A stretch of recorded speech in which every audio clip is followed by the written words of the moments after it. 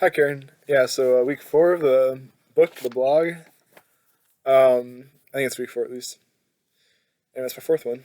Hope you're doing well.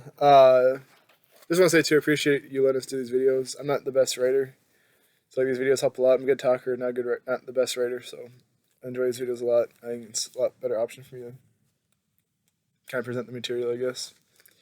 Anywho, so yeah, this chapter is all about like getting background knowledge like before you do the reading and like teaching your students about not teaching your students about the reading so much, but teaching your students like some essential knowledge of like how to understand the reading and like what the reading actually is.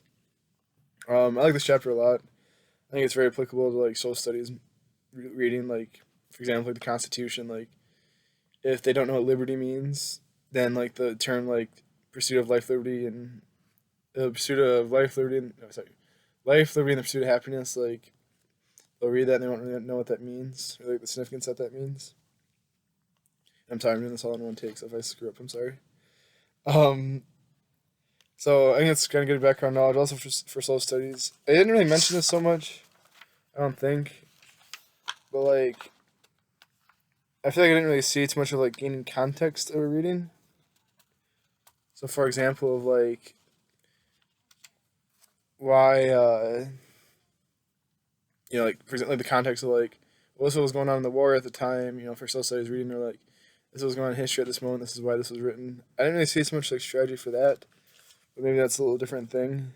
Um, one strategy in particular that stuck out to me was or not strategy, with like the teaching academic vocabulary and like which words to choose. I thought that was really interesting because it broke down to 4 levels of like critical like before words that like you need to know to like get a basic understanding of it, and like the level 2 words of like these are really necessary to like understand the passage, get a better like overall sense of like the passage. So like kind of more complicated words. The number 3 is like the actual like, complicated words of like words that might be like in other disciplines. They mentioned like mutiny or discreet from like Romeo and Juliet. And then there's like level 4 of like, you can briefly explain that there's no point in teaching them. And like a trencher, I think that's how you say that, which is like a long serving dish, it says. But like that's not really that important to know for these kids, and they can still understand the reading without it. So I thought that was really interesting. Then my thing that I'm doing this week is the presentation on like my presentation, whatever you want to call it, is the pre-reading plan, which I kind of like this a lot because it kind of gives the idea of like the teachers pick up the words and it's like, what do these words mean to you? Like, what do you associate these words with?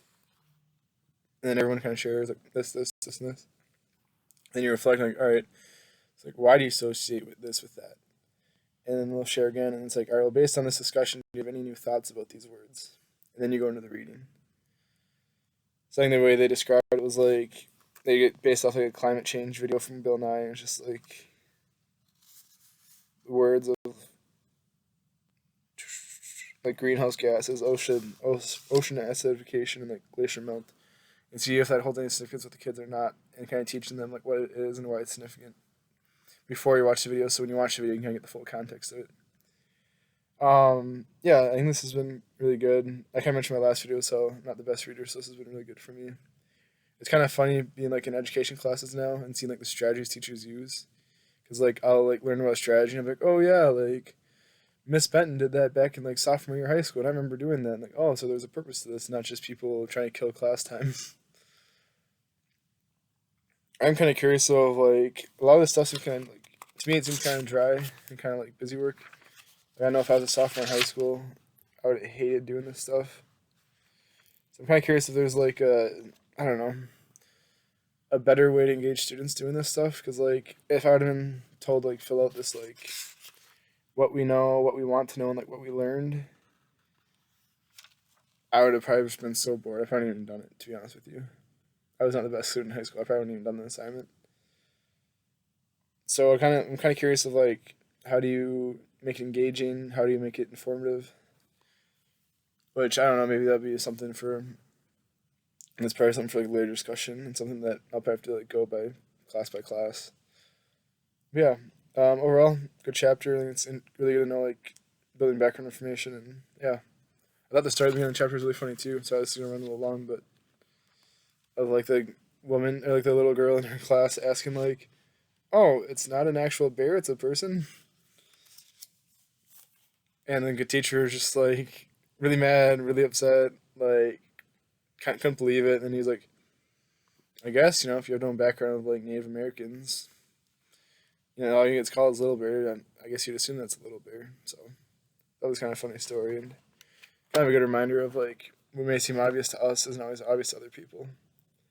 All right, Karen, thanks for your time and look forward to seeing you next week, I guess. Or asynchronous the next week. All right, bye.